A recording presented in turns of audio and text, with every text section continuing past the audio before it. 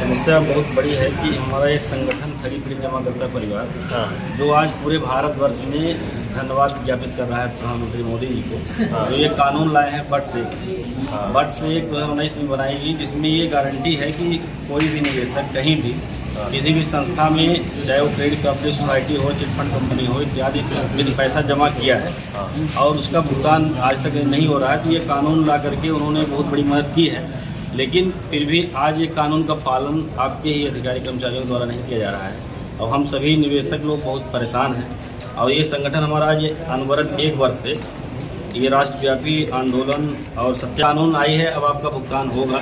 इस कानून में भी ये गारंटी है कि 180 दिवस के अंदर यदि किसी भी कंपनी ने आपके साथ धोखाधड़ी किया है, वो पैसा जमा करा के और नहीं मिला है लोगों का, यदि बट सेक्ट के तहत मुकदमा कायम है, तो मुकदमा कायम के 180 दिन के अंदर उस विवेचना को कंप्लीट करके उस डायरी को जो यहाँ सक्षम अधिकारी के पास जो आपकी एडीजे कोड बनाई गई है, इसके अलग से कोड बनाई गई है, उस कोड में अपना आवेदन करें। 180 दिन में भुगतान की गारंटी कानून देता है सर, लेकिन आज तक इसका कोई पालन नहीं हुआ, न आज तक किसी का भुगतान हो पा रहा है। कुछ राज्यों में जैसे इसके लिए अलीगढ़ में भी भुगतान वगैरह भी चालू हुआ, यूपी में इसी कानून के तहत।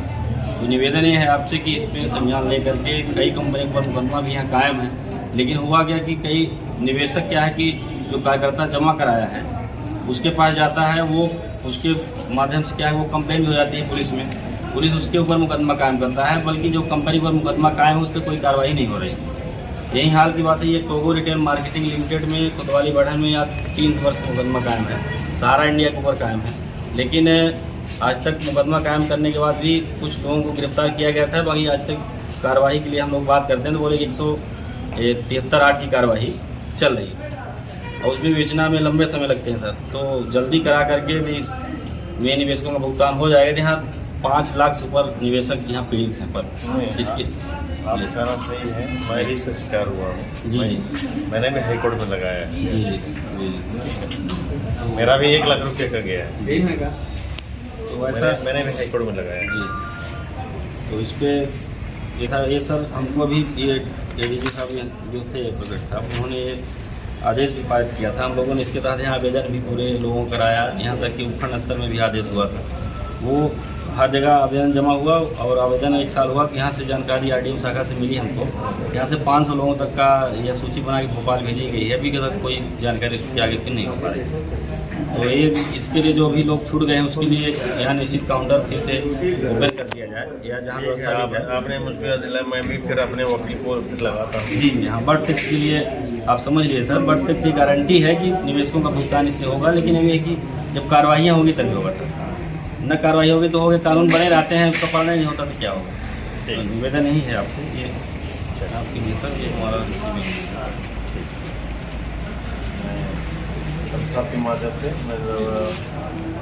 आपने प्रधानमंत्री जी, ये प्रधानमंत्री जी के लिए आज का ज्ञापन माध्यम में कई बार यहाँ दे चुके हैं ज्ञापन।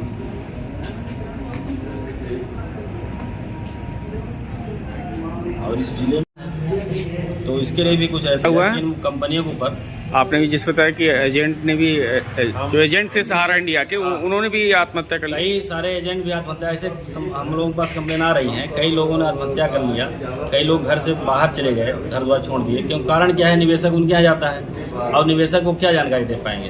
वो जानकारी देते अब मिलेगा पैसा तब मिलेगा। अभी अमित शाह जी के द्वारा सहकारिता मंत्रालय में 5,000 करोड़ रुपये भी रिलीज कराया गया और उस ये था कि 45 दिन के अंदर 10-10 हज़ार रुपये आएंगे पहले किसी खाते में, वो भी किसी खाते में नहीं आया। आज सारे लोगों का जो है वो आपका जो आवेदन हुआ था वो कहीं वो हो रहे हैं, क्या कहते हैं, कैंसिल हो जा रहा है। उसमें मैसेज आ रहा है कि आपका आधार से मोबाइल लिंक नहीं है, तो कहीं आपका खाता लिंक नहीं है, तो कहीं से समस्या है। किया था उसमें सुप्रीम कोर्ट के चीफ जस्टिस जो रहे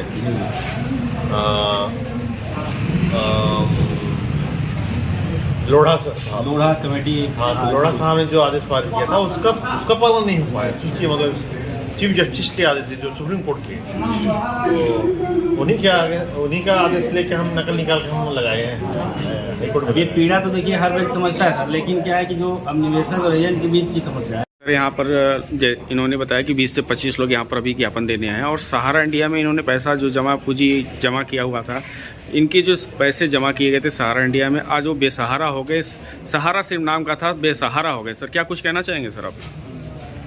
देखिए, ये जो है प्रतिभूति और विनिमय बोर्ड जो सेबी के तहत में जो ये राशि वास्तव में पूंजी निवेश हुआ था, लेकिन इन कंपनियों ने अपनी जो पूंजी निवेश का जो व्यवस्था था, उनकी जो सिक्योरिटी थी, और उसको उन्होंने यहाँ वहाँ जहाँ भी उन लोग जमा करते थे, उनका जो मुख्यालय पता नहीं है उन्होंने कहाँ था, उन्होंने हर जगह उन्होंने बंद करके कई जगह ये विदेश भाग गए या फिर अन्य जगह चले गए, भगोड़े के रूप में जो हो गए।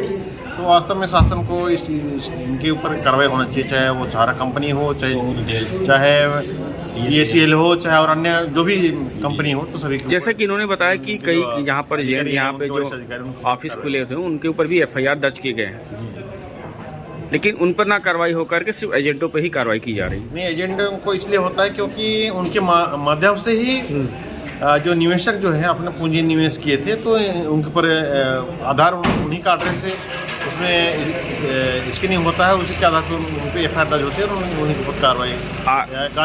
आज सर जो एजेंट पैसा लेकर के घर घर जा कर के सहारा इंडिया में पैसा जमा करते थे ग्राहकों पे, आज उनकी ये हालत हो गई है। जैसा कि इन्होंने बताया कि जो एजेंट हैं, लगभग इनके द्वारा बताया गया कि 20,000 लोगों ने जो एजेंट थे आत्महत्या कर ली। सर इतनी दबाव पड़ रहा है सर?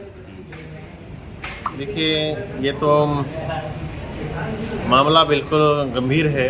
शासन को, सरकार को, चाहे केंद्र सरकार हो चाहे राज्य सरकार हो, इस पर कड़ी एक्शन लेना चाहिए। उनका जो बैंकिंग व्यवस्था जो है उसको चुस्त दुरुस्त करना चाहिए और उनके जो भी LDM हैं या फिर जो भी उनके वरिष्ठ अधिकारी हैं, उनके मार्फत से इनको राशि वापस कराना चाहिए। सर ऐसा देखा जाए कि जितने भी एजेंट आज आत्महत्या किए हैं, उनके परिवार तो सर बिखर गए सर।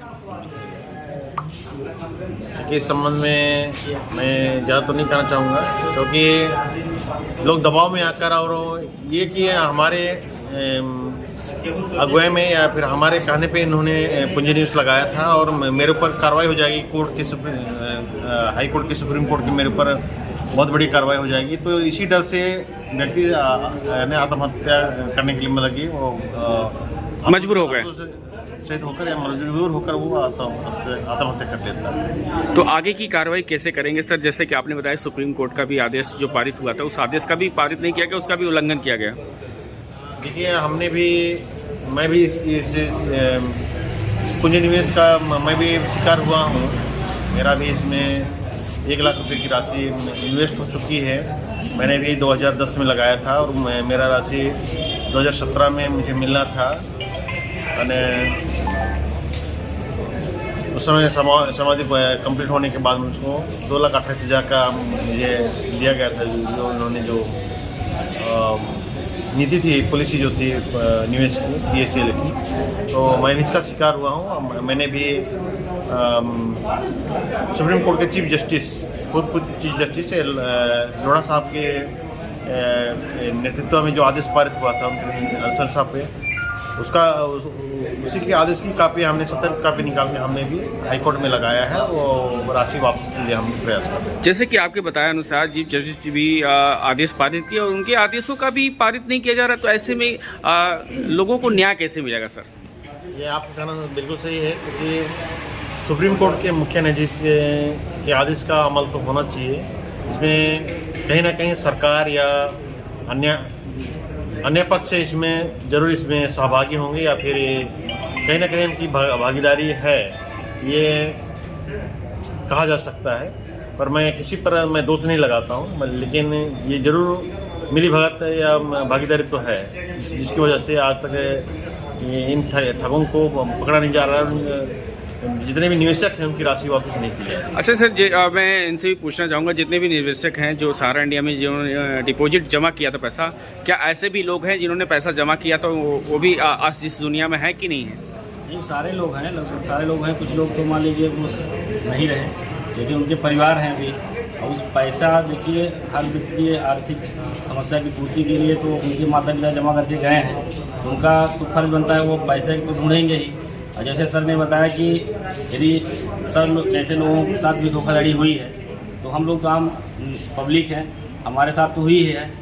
तो अब यहाँ जो किसी भी कंपनी, क्रेडिट कोऑपरेटिव सोसाइटी जैसे सहारा इंडिया परिवार हो गई, टोगो रियल मार्केटिंग लिमिटेड हो गई इत्यादि, पीएससी हो गई, रोज वैली हो गई, साईं प्रकाश हो गई इत्यादि, ये कंपनियों में जो निवेशक एजेंट के माध्यम से राशि जमा किए हैं, तो जब सरकार और प्रशासन नहीं चाहेगी तो एजेंट तो दिला नहीं पाएगा। इसलिए हम निवेदन करना चाहते हैं आपसे कि एजेंट के ऊपर ऐसी कोई कार्रवाई न की जाए, बल्कि कंपनी के ऊपर विधिवत कार्रवाई की जाए। एजेंट के माध्यम से जो जानकारियाँ हों उसे बराबर ले करके कंपनी के जो भी मालिक हों, डायरेक्टर हों, सीएमडी हों, उनके ऊपर कार्रवाई करके उनकी चल संपत्ति को जल्दी से जल्द करके और इस कार्रवाई को करके जल्दी निवेशकों का पैसा वापस दिलाया जाए। क्योंकि किसी के यहाँ शादियाँ हैं, किसी के घर बनाना है, किसी के यहाँ बीमारी है इत्यादि बहुत बड़ी समस्या है। क्योंकि हम लोग तो ज़मीन से जुड़े हुए हैं, हम लोग तो कई लोगों के यहाँ गए हैं, देखे हैं, पैसे भी नहीं, लोगों की जान चली जा रही है बीमारियों के कारण। तो निवेदन आपसे करेंगे, आप जैसे अधिकारी हमारे ज़िले में भी आ गए हैं तो हम लोगों की सुनवाई होगी। इसी आशा उम्मीद के साथ अपनी बात को काम करते हैं।